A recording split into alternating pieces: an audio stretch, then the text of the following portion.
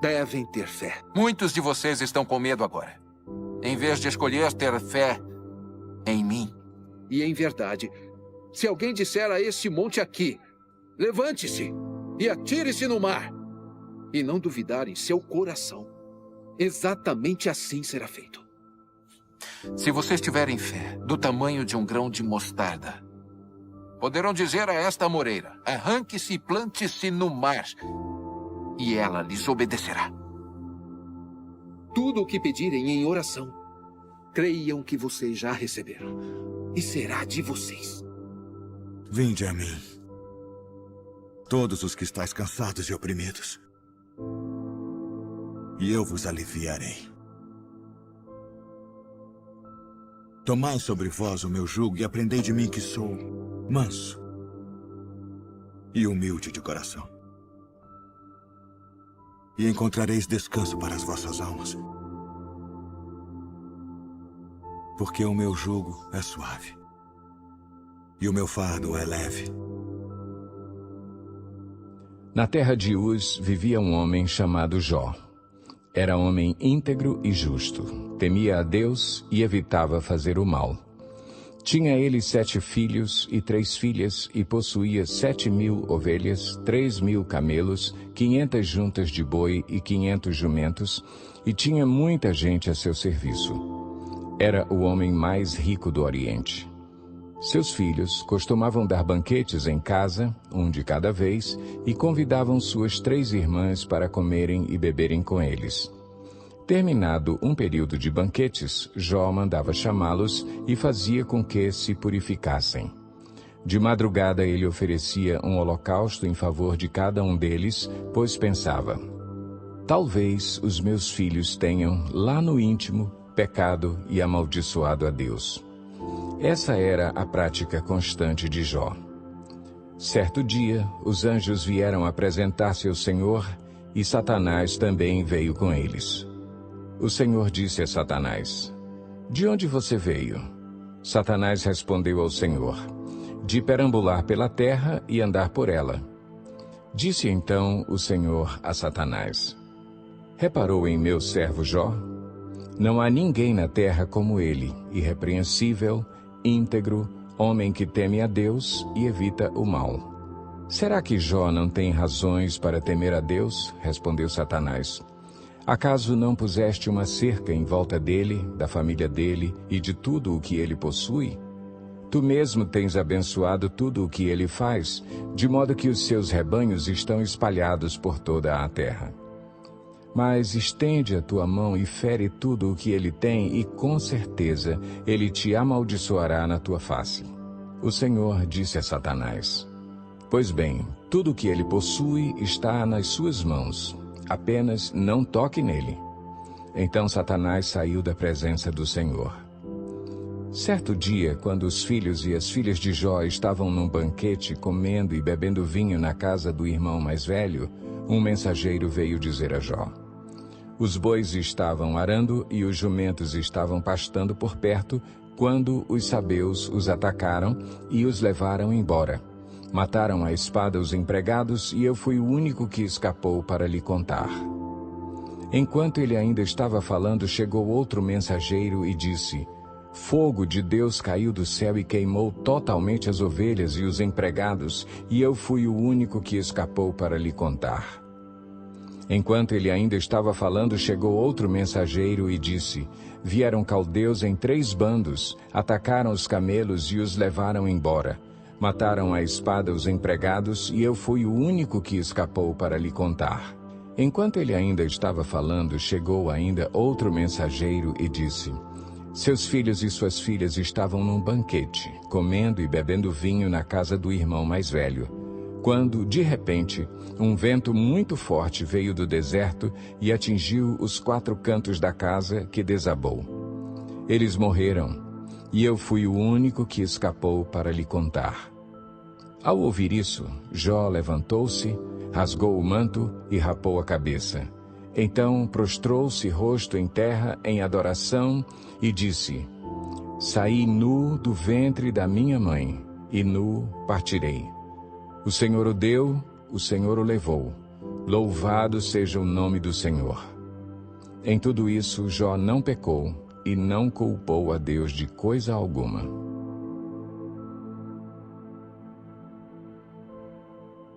Oração do profeta Abacuque. Uma confissão. Senhor, ouvi falar da tua fama. Tremo diante dos teus atos, Senhor. Realiza de novo em nossa época as mesmas obras. Faze-as conhecidas em nosso tempo. Em tua ira, lembra-te da misericórdia. Deus veio de Temã, o Santo veio do Monte Parã. Sua glória cobriu os céus, e seu louvor encheu a terra. Seu esplendor era como a luz do sol. Raios lampejavam de sua mão, onde se escondia o seu poder. Pragas iam adiante dele, doenças terríveis seguiam os seus passos. Ele parou e a terra tremeu. Olhou e fez estremecer as nações. Montes antigos se desmancharam, colinas antiquíssimas se desfizeram. Os caminhos dele são eternos. Vi a aflição das tendas de Cuxã, tremiam as cortinas das tendas de Midian. Era com os rios que estavas irado, Senhor? Era contra os riachos o teu furor? Foi contra o mar que a tua fúria transbordou, quando cavalgaste com os teus cavalos e com os teus carros vitoriosos? Preparaste o teu arco, pediste muitas flechas, fendeste a terra com rios, os montes te viram e se contorceram, torrentes de água desceram com violência, o abismo estrondou, erguendo as suas ondas. O sol e a lua pararam em suas moradas, diante do reflexo de tuas flechas voadoras, diante do lampejo de tua lança reluzente. Com ira, andaste a passos largos por toda a terra e com indignação pisoteaste as nações. Saíste para salvar o teu povo, para libertar o teu ungido. Esmagaste o líder da nação ímpia, tu o desnudaste da cabeça aos pés. Com as suas próprias flechas lhe atravessaste a cabeça, quando os seus guerreiros saíram como um furacão para nos espalhar com maldoso prazer, como se estivessem prestes a devorar o necessitado em seu esconderijo. Pisaste o mar com teus cavalos, agitando as grandes águas. Ouvi isso, e o meu íntimo estremeceu, meus lábios tremeram. Os meus ossos desfaleceram, minhas pernas vacilavam. Tranquilo, esperarei o dia da desgraça que virá sobre o povo que nos ataca. Mesmo não florescendo a figueira, e não havendo uvas nas videiras, mesmo falhando a safra de azeitonas, não havendo produção de alimento nas lavouras, nem ovelhas no curral, nem bois nos estábulos, ainda assim eu exultarei no Senhor, e me alegrarei no Deus da minha salvação. O Senhor, o soberano, é a minha força. Ele faz os meus pés como os do servo, faz-me andar em lugares altos. Para o mestre de música, para os meus instrumentos de cordas. 1 Pedro, capítulo 4. Portanto, uma vez que Cristo sofreu corporalmente, armem-se também do mesmo pensamento, pois aquele que sofreu em seu corpo rompeu com o pecado, para que no tempo que lhe resta não viva mais para satisfazer os maus desejos humanos, mas sim para fazer a vontade de Deus. No passado, vocês já gastaram tempo suficiente fazendo o que agrada aos pagãos. Naquele tempo, vocês viviam em libertinagem, na sensualidade, nas bebedeiras, orgias e farras e na idolatria repugnante. Eles acham estranho que vocês não se lancem com eles na mesma torrente de imoralidade e por isso os insultam. Contudo, eles terão que prestar contas àquele que está pronto para julgar os vivos e os mortos. Por isso mesmo o Evangelho foi pregado também a mortos, para que eles, mesmo julgados no corpo segundo os homens, vivam pelo Espírito segundo Deus. O fim de todas as coisas está próximo. Portanto, sejam criteriosos e estejam alertas. Dediquem-se à oração. Sobretudo, amem-se sinceramente uns aos outros, porque o amor perdoa muitíssimos pecados. Sejam mutuamente hospitaleiros, sem reclamação. cada um exerça o dom que recebeu para servir os outros, administrando fielmente a graça de Deus em suas múltiplas formas. Se alguém fala, faça-o como quem transmite a palavra de Deus. Se alguém serve, faça-o com a força que Deus provê, de forma que em todas as coisas Deus seja glorificado mediante Jesus Cristo, a quem sejam a glória e o poder para todo o sempre. Amém. Amados, não se surpreendam com o fogo que surge entre vocês para os provar, como se algo estranho lhes estivesse acontecendo. Mas alegrem-se à medida que participam dos sofrimentos de Cristo, para que também, quando a sua glória for revelada, vocês exultem com grande alegria. Se vocês são insultados por causa do nome de Cristo, felizes são vocês, pois o Espírito da glória, o Espírito de Deus, repousa sobre vocês. Se algum de vocês sofre, que não seja como assassino, ladrão, criminoso, ou como quem se intromete em negócios alheios. Contudo, se sofre como cristão, não se envergonhe, mas glorifique a Deus por meio desse nome. Pois chegou a hora de começar o julgamento pela casa de Deus. E se começa primeiro conosco, qual será o fim daqueles que não obedecem ao Evangelho de Deus? E se ao justo é difícil ser salvo, que será do ímpio e pecador? Por isso mesmo, aqueles que sofrem de acordo com a vontade de Deus devem confiar sua vida ao seu fiel Criador e praticar o bem.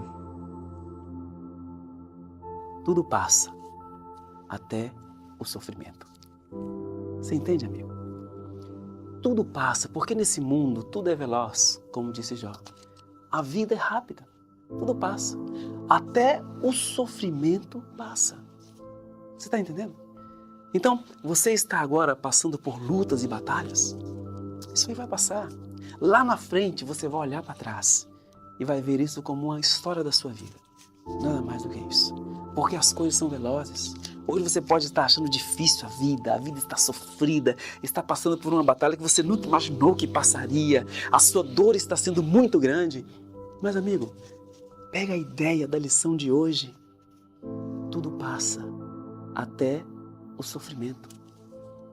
E o sofrimento da tua vida, ao passar, e você olhar para trás e ver que passou, e você confiou em Deus, e você venceu, saiba de uma coisa, amigo, você vai poder usar isso como testemunho para outras pessoas acreditarem que o sofrimento delas também vai passar, e vai vir a paz, vai vir a bonança. Você sabe que se o sofrimento ainda não acabou, se o sofrimento ainda não passou, mas no calendário de Deus existe uma data para acabar. Até lá, amigo, seja fiel a Deus. Você pode conversar com Deus, você pode questionar a Deus, você pode desabafar, sabe? Jogar toda a sua luta no colo de Deus. Deus está esperando isso. Deus está esperando que você chegue e coloque toda a sua luta para Ele poder pegar o seu coração e te trazer alívio. O sofrimento vai passar. E quando passar, iremos olhar para trás e vermos que temos um testemunho lindo, porque Jesus aliviou a nossa dor e o nosso sofrimento. Que Deus lhe abençoe. Tenha fé, acredite, você irá vencer em nome de Jesus.